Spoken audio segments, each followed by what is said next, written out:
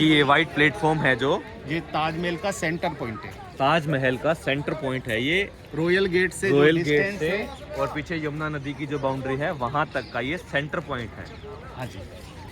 और जो right side में आप बड़ा बिल्डिंग देख रहे हैं, ये गेस्ट हाउस है। गेस्ट हाउस जो मेहमान खाना हमने नक्शे में देखा था, हाँ जी। गेट में एंट्री करते टाइम। तो उस ज़माने में जो गेस्ट आते थे उनके ताजमहल देखने के लिए, उनके लिए बनाया।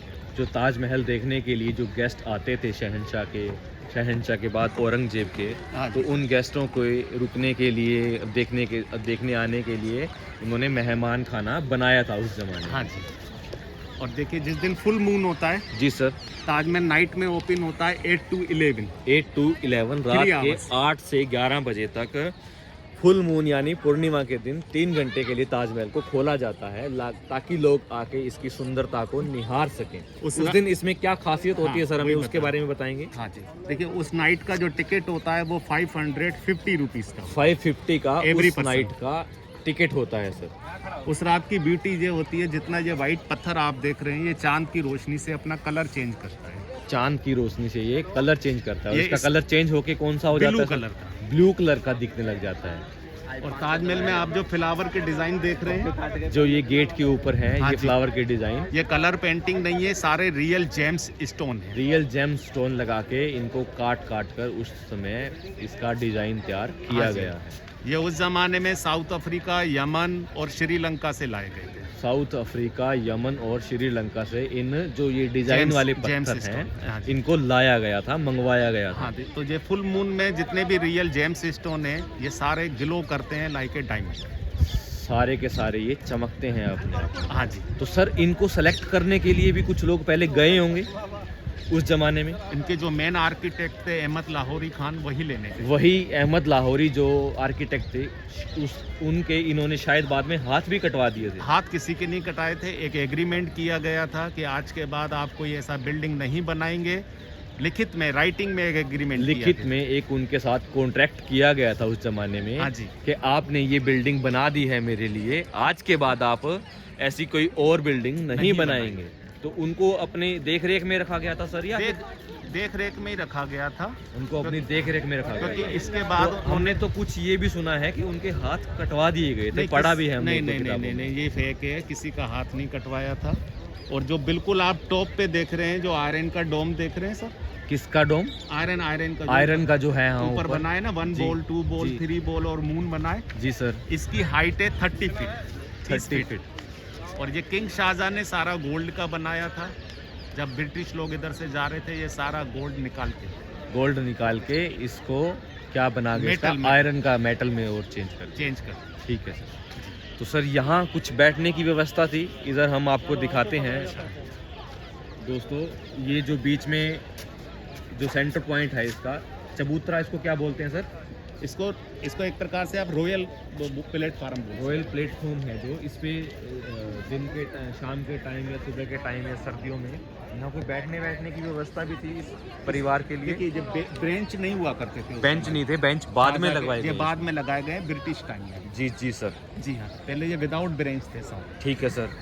तो एक प्रकार से ये इसका सेंटर पॉइंट था, जो उनके गेस्ट वगैरह आते थे, यहाँ भी वो आराम फरमाया करते। जी सर। इसका बैठ के यहाँ से नज़ारा देखा था। जी सर, इसकी सुंदरता को निहारते थे यहाँ यहाँ। से बैठ। ठीक है सर, चलिए हम आगे की तरफ चलते हैं, आपको लेके हम दिखाते हैं यहाँ। अब जी सर, हमें बताइए, ये जो कुआं दिखाया गया है हमें, इस कुएं को इन्होंने एक लोहे की जाली से, जाली नुमा जो ये बनाई है, इससे इनको ढक दिया गया है। ये कुएं से गिरनी के थ्रू पानी निकाला जाता था। ये कुआं किस पर्पस से बनाया गया था सर? जो 20,000 मजदूर इधर काम करते थे, जी। उनके लिए पीने के लिए पानी। अच्छा, जो यहाँ मजदूरों ने, जिन्होंने ताजमहल को बनाया था, उनके पीने की पानी की व्यवस्था के लिए ये कुआं उस समय बनाया गया था। जी सर। जी। ये मॉस्क है सर। ये यहाँ की मस्जिद है। तो एवरी फ्राइडे को ताजमहल बंद रहता है। हर शुक्रवार को, जुम्मे के दिन ताजमहल बंद रहता है। उस टाइम में केवल लोकल मुस्लिम, उस टाइम में लोकल मुस्लिम यहाँ आके नमाज अदा करते हैं। नमाज अदा करने से पहले ये वजू टैंक। ये कौन सा टैंक है सर? वजू होज। जी सर। यहाँ से क्या करते हैं वो? हाथ, सबसे पहले अपने हैंड वॉश करते हैं, हाथ धोते हैं पैर इस धोते टैंक हैं। से। उसके बाद अंदर जाते हैं नमाज अदा उसके बाद नमाज अदा करने के लिए जो लोग यहाँ नमाज पढ़ने आते हैं वो यहाँ से हाथ धो के, हम इसको देख सकते हैं अच्छे से, यहाँ से हाथ धो के वो अंदर की तरफ जाते हैं। इसमें भी फाउंटेन लगा हुआ है सर? नहीं। ये जो दिख रहा है इसके अंदर ऊपर एक पाइप नुमा शेप सी, ये ऐसे ही लगा रखा है, ये चलता नहीं। अच्छा, ये चलता नहीं, इसमें कोई फाउंटेन नहीं है, ये वैसे ही है, एक शो के वंजू होज बोलते हैं इसको। ये वजू केवल और केवल नमाज वालों के लिए है, ये इस पे लिखा हुआ है। ठीक है सर। तो यहाँ से ये पीछे की साइड ये है ईस्ट वेस्ट गेट, वेस्टर्न जो गेट है, गेट की साइड की दीवार है, उसकी साइड ये जो है बनाई गई है इमारत, ये मस्जिद बोलते हैं इसको यहाँ की। और इसके ऊपर भी वही सेम कलाकृति करी गई है जो हमने उधर गेट पे भी देखी थी, रॉयल गेट पे, और वही हम सेम आगे इसके ताजमहल के ऊपर भी देखेंगे आगे चल के। और ये जो साइड के 2 दरवाजे हैं सर, ये किसके लिए हैं? ये दरवाजा हम जो देख रहे हैं छोटे, ये मस्जिद के ही पार्ट्स हैं। अच्छा, मस्जिद के ही पार्ट्स हैं ये पूरे के पूरे। अंदर तीनों कनेक्ट हैं एक दूसरे से, तीनों अंदर के अंदर कनेक्टेड हैं। इसके अंदर एंट्री अभी जाने नहीं दिया जाता किसी को, प्रवेश वर्जित किया गया है। और ऊपर सर जो ये लोहे की जो वो लगी हुई हैं जंजीरें सी, जी वो उस जमाने में पर्दे लटकाए जाते, पर्दे होते थे इसके आगे, उस पर्दे को बांधने के लिए रस्सी से या किसी चीज़ से वो होता था। ये हम इसको ये देख रहे हैं अच्छे से कि ये इसमें कालापन आने लगा है, जिसकी वजह से हमने बताया था कि यहाँ के 60 किलोमीटर के एरिया के अंदर जो फैक्ट्रियाँ थी, कार्बन जिनसे निकलता था और धुआं पोल्यूशन की वजह से ये इतनी शानदार इमारत ख़राब हो रही थी, इसको बचाए रखने के लिए उन्होंने उसको बंद कर दिया था। ये मैं एक बहुत ही अच्छा डिसीज़न मानूंगा गवर्नमेंट का कि उन्होंने इतना अच्छा डिसीज़न लिया, उन फैक्ट्री को कहीं और शिफ्ट किया। सर जो पीछे की साइड जो ये वो है, जहाँ वो दीवार के साइड जो एक और है छोटी सी इमारत, वो किसके लिए है सर?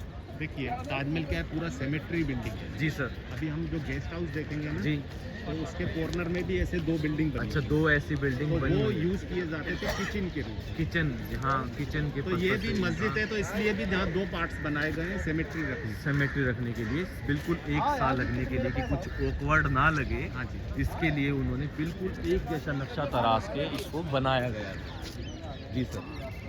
तो पीछे की साइड यमुना नदी है, यमुना नदी से ये मतलब पूरा जो हमने पढ़ा था गेट के ऊपर कि यहाँ लकड़ी, लोहा, उसका मिट्टी में बुरादा बना के इसको मजबूत किया था कि पानी के अंदर ये बैठे ना ज़मीन, और ये इतना 2500 टन वजनी ये इमारत ऐसे की ऐसे इसके ऊपर टिकी रहे।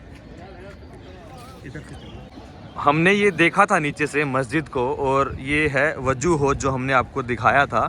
ये हम उसके अब ताजमहल की इमारत के पास आ गए हैं ऊपर, तो उससे यहाँ का दृश्य आपको दिखा रहे हैं। ये उसके सामने तब देखा था तो ये बहुत बड़ा था, अब ये ताजमहल की भव्य इमारत के आगे छोटा लग रहा है। तो जो रेड वाला आप देख रहे हैं ये कोरल है, जो उस जमाने में साउथ अफ्रीका से मंगवाया। रेड वाला पत्थर जो ऊपर जो फूल और वो बने हुए हैं, वो कोरल का पत्थर है, और कहाँ से? साउथ अफ्रीका से मंगवाया गया है। उसके साथ सर जो ये ग्रीन वाला और येलो वाला ये मलाइका है, ये उस जमाने में श्रीलंका से मलाइका का ये पत्थर, ये स्टोन श्रीलंका से मंगवाया था। और जो ये येलो पत्थर है, ये एमरल है, जो उस जमाने में यमन से मंगवाया। यमन से ये येलो पत्थर एमरल इसको बोलते हैं, ये मंगवाया गया था इस बिल्डिंग की सुंदरता को बढ़ाने के लिए। जी सर ये पूरी बिल्डिंग एक अपने आप में एक इतना, मेरे पास शब्द नहीं है इसको बयां करने के लिए कि इतनी भव्य ये बिल्डिंग उस समय बनाई गई थी। देखिए जो ताजमहल है ये इंडो इस्लामिक कल्चर से बना हुआ है। ताजमहल का जो कंस्ट्रक्शन किया गया है, इस कंस्ट्रक्शन को इंडो इस्लामिक कल्चर के बिहाफ पे किया गया है। यहाँ पे आप जो मिडिल में देख रहे हैं ये कमल का फूल है, जो लाल बना हुआ है। मिडिल में ये कमल का फूल है, ये मंदिरों में ज़्यादातर बना है। मंदिर में भी बनाया जाता है ये। और जो राइटिंग आप इधर लेटर लिखे हैं ये सारे कुरान शरीफ, इस्लामिक है। कुरान शरीफ की आयतें हैं ये पूरी की पूरी। तो ये इंडो इस्लामिक कल्चर से, ये पूरा इंडो इस्लामिक कल्चर से बनी हुई इमारत है। हम आ गए हैं ताजमहल की पीछे की बाउंड्री की तरफ। ये ताजमहल का पीछे का जो एरिया है, और ये ताजमहल का जो ऊपर की इमारत है उसकी ये आखिरी दीवार है। उसके बाद हम ये नीचे की दीवार है, और ये बिल्कुल बाहर की बाउंड्री है जो इसका नॉर्थ वाला हिस्सा है। और इसके पूरे नॉर्थ हिस्से में पीछे की तरफ यमुना नदी है, और यमुना नदी के उस तरफ हम आपको बता रहे हैं जो ये पीछे एक बिल्डिंग दिख रही है, ये बिल्डिंग काला ताज महल बनाने के लिए इस जगह का शुरुआत की गई थी। एक ही गुम्बद बना था उसका। उसके बाद इनके बेटे शाहजहाँ जी के बेटे ने उनको कैद में गिरफ्तार करके आगरा के किले के अंदर उनको रख दिया था, इसलिए वो बिल्डिंग अधूरी ही रह गई है। आज के समय में इस बिल्डिंग को क्या बोला जाता है? आज की बिल्डिंग में इस जगह को मेहताब बाग बोला जाता है। जाने के लिए 184 स्टेप बने हुए हैं। इसके अंदर 184 सीढ़ियां बनी हुई हैं, जिससे होते हुए हम इस पिलर के बिल्कुल टॉप पर जा सकते हैं। आज से 22 साल पहले तक सारे टूरिस्ट ऊपर तक जाते थे। आज से 22 साल पहले तक सारे के सारे जो टूरिस्ट थे वो ऊपर जाया करते थे इस पिलर में। उसके बाद से एक कपल ने सुसाइड किया, उसके बाद इसको बंद किया। उसके बाद एक कपल, इनका लोकल था सर या कोई बाहर से आया था, कोई टूरिस्ट था, उसने यहाँ आके सुसाइड कर लिया, इसके ऊपर से कूद के अपनी जान दे दी। उसके बाद से इसको बंद कर दिया गया। जैसे आप जो गेस्ट हाउस भी देख रहे हैं, तो थोड़ा तेज बोलना। ये जो आप गेस्ट हाउस देख रहे हैं, ये किंग शाहजहाँ के टाइम का ही बनाया हुआ है। उनके जो गेस्ट आते थे उनके लिए बनाया गया। साइड में जो आप कॉर्नर में 2 बिल्डिंग देख रहे हैं, ये दोनों किचन हुआ करते थे। एक तरफ लेडीज़ किचन, एक तरफ जेंट्स किचन। अगर उनके गेस्ट लेडीज़ होती थी तो लेडीज़ खाना बनाती थी, और अगर जेंट्स उनके गेस्ट हैं तो जेंट्स खाना बनाते थे। तो ये कॉर्नर के दोनों हैं, ये किचन हुआ करते थे। ये 3 रूम गेस्ट हाउस है। उस ज़माने में डोर नहीं हुआ करते थे यहाँ पर। उस ज़माने में सीजन के हिसाब से कारपेट लगाया करते थे।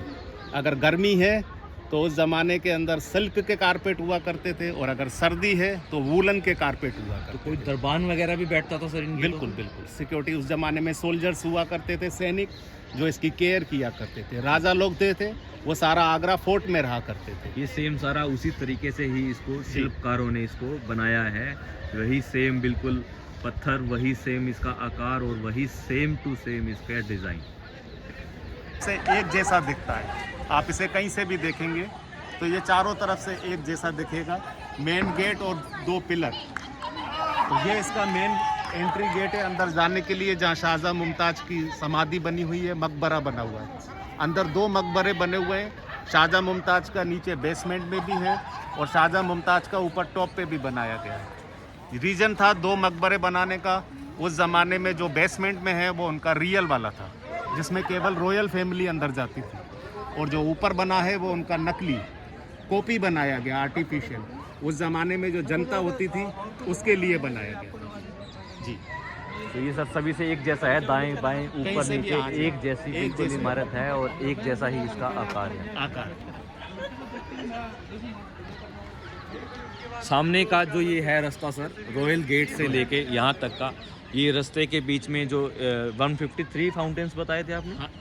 नहीं, 53 फाउंटेन। 53 फाउंटेन बताए थे। ये जो पूरा के पूरे रास्ते में है, ये कितना लंबा रास्ता होगा सर? वहाँ 400 मीटर, करीब 400 मीटर का ये रास्ता है।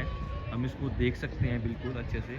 400 मीटर का ये रास्ता बिल्कुल उस सामने रॉयल गेट, जिसको नॉर्थ गेट भी बोला जाता है, वहाँ तक का है। हम देख रहे हैं कि काफ़ी सारे लोग इसको निहारने के लिए आए हुए हैं। कोई अपनी फ़ोटो लेने में बिजी है, कोई इसकी सुंदरता को देख रहा है, और कोई हमें वीडियो बनाते हुए भी देख रहा है।